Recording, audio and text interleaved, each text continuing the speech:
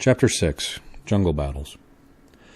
The wanderings of the tribe brought them often near the closed and silent cabin by the little landlocked harbor.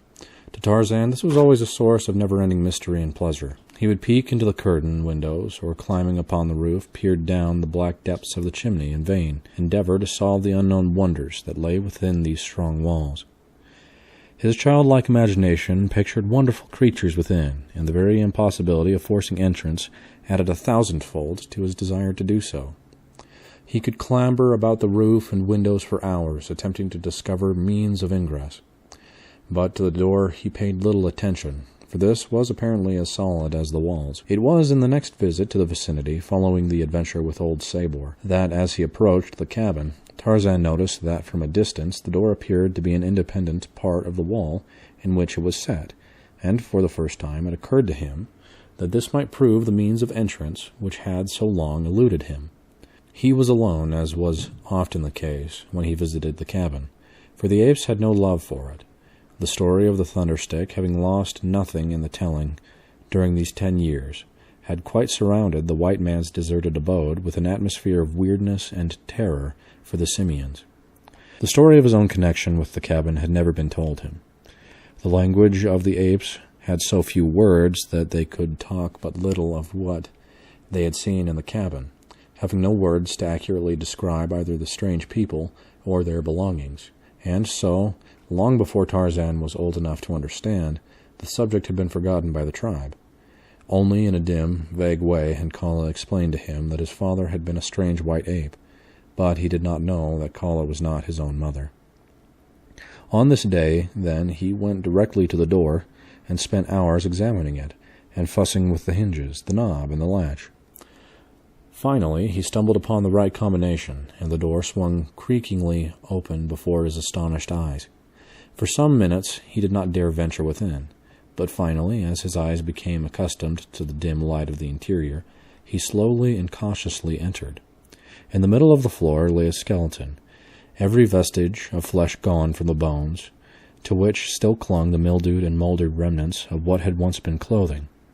Upon the bed lay a similar gruesome thing, but smaller, while in a tiny cradle nearby was a third, a wee mite of a skeleton. To none of these evidences of a fearful tragedy of a long-dead day did little Tarzan give but passing heed. His wild jungle life had immuned him to the sight of dead and dying animals, and, had he known that he was looking upon the remnants of his own father and mother, he would have been no more greatly moved.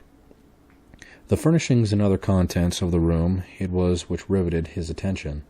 He examined many things minutely, strange tools and weapons, books, paper, clothing, what little had withstood the ravages of time in the humid atmosphere of the jungle coast.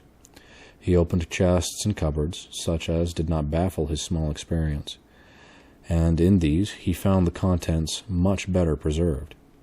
Among other things, he found a sharp hunting knife, on the keen blade of which he immediately proceeded to cut his finger.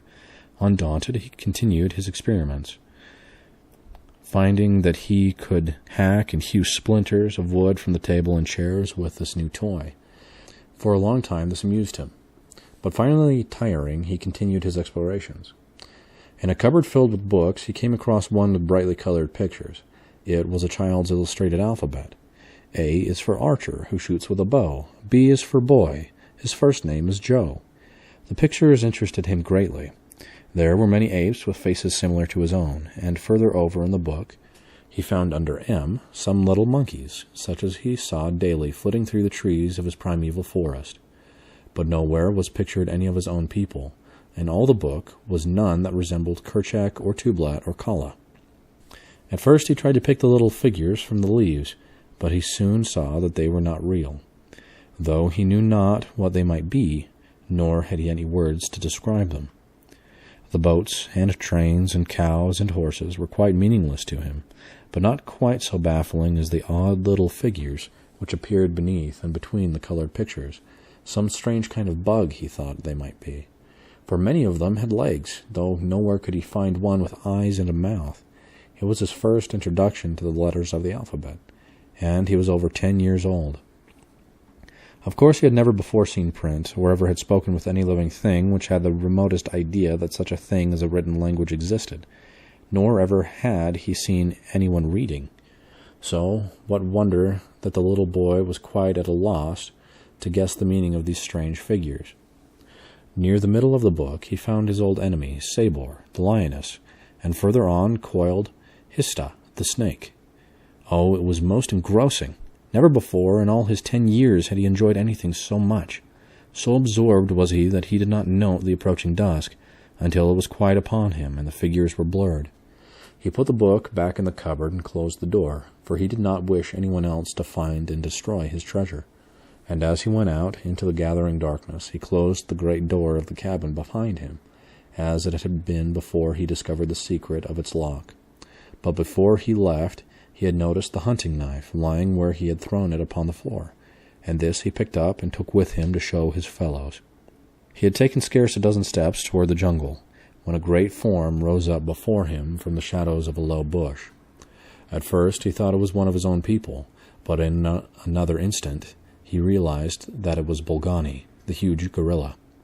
So close was he that there was no chance for flight, and little Tarzan knew that he must stand and fight for his life, for these great beasts were the deadly enemies of his tribe, and neither one nor the other ever asked or gave quarter.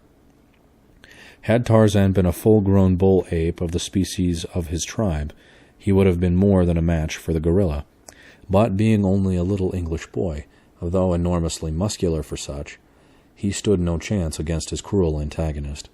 In his veins, though, flowed the blood of the best of a race of mighty fighters, and back of this was the training of his short life among the fierce brutes of the jungle.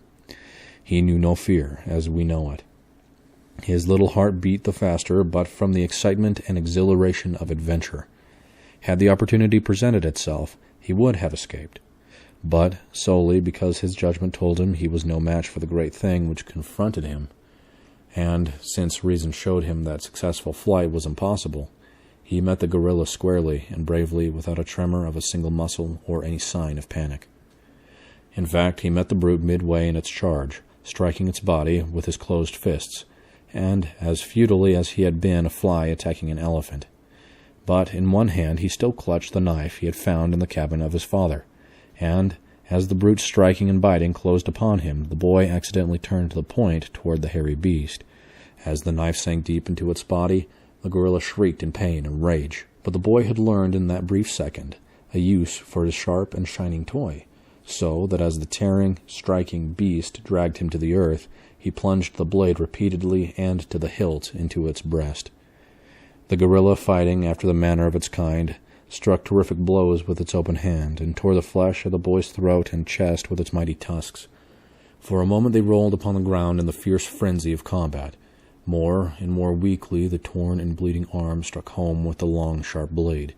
Then the little figure stiffened with a spasmodic jerk, and Tarzan, the young Lord Greystone, rolled unconscious upon the dead and decaying vegetation which carpeted his jungle home. A mile back in the forest the tribe had heard the fierce challenge of the gorilla, and as was the custom when any danger threatened, Kerchak called his people together, partly for natural protection against a common enemy, since this gorilla might be but one of a party of several, and also to see that all members of the tribe were accounted for. It was soon discovered that Tarzan was missing, and Tublat was strongly opposed to sending assistance. Kerchak himself had no liking for the strange little waif, so he listened to Tublat, and finally, with a shrug of his shoulders, turned back to the pile of leaves on which he had made his bed. But Kala was of a different mind. In fact, she had not waited but to learn that Tarzan was absent, ere she was fairly flying through the matted branches toward the point from which the cries of the gorilla were still plainly audible. Darkness had fallen, and an early moon was sending its faint light to cast strange grotesque shadows among the dense foliage of the forest. Here and there the brilliant rays penetrated to earth, but for the most part they only served to accentuate the Stygian blackness of the jungle's depths. Like some huge phantom, Kala swung noiselessly from tree to tree, now running nimbly along a great branch, now swinging through space at the end of another, only to grasp that of a farther tree in her rapid progress toward the scene of the tragedy her knowledge of jungle life told her was being enacted a short distance before her. The cries of the gorilla proclaimed that it was in mortal combat with some other denizen of the fierce wood. Suddenly these cries ceased, and the silence of death reigned throughout the jungle. Kala could not understand, for the voice of Bolgani had at last been raised in the agony of suffering and death, but no sound had come to her by which she possibly could determine the nature of his antagonist. That her little Tarzan could destroy a great bull gorilla she knew to be improbable, and so, as she neared the spot from which the sounds of the struggle had come, she moved more warily, and at last, slowly and with extreme caution, she traversed the lowest branches, peering eagerly into the moon-splashed blackness for a sign of the combatants. Presently she came upon them, lying in a little open space, full under the brilliant light of the moon, little Tarzan's torn and bloody form, and beside it a great bull gorilla, stone dead. With a low cry, Kala rushed to Tarzan's side, and gathered the poor, blood-covered body to her breast, listened for a sign of life. Faintly she heard it, the weak beating of the little heart.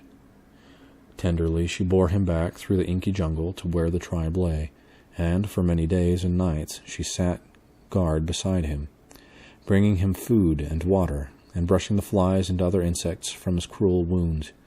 Of medicine or surgery the poor thing knew nothing. She could but lick the wounds, and thus she kept them cleansed, that healing nature might the more quickly do her work. At first Tarzan would eat nothing, but rolled and tossed in a wild delirium of fever. All he craved was water, and this she brought him in the only way she could, bearing it in her mouth. No human mother could have shown more unselfish and sacrificing devotion than did this poor, wild brute for the little orphaned waif whom fate had thrown into her keeping. At last the fever abated, and the boy commenced to mend. No word of complaint passed his tight-set lips, though. The pain of his wounds was excruciating.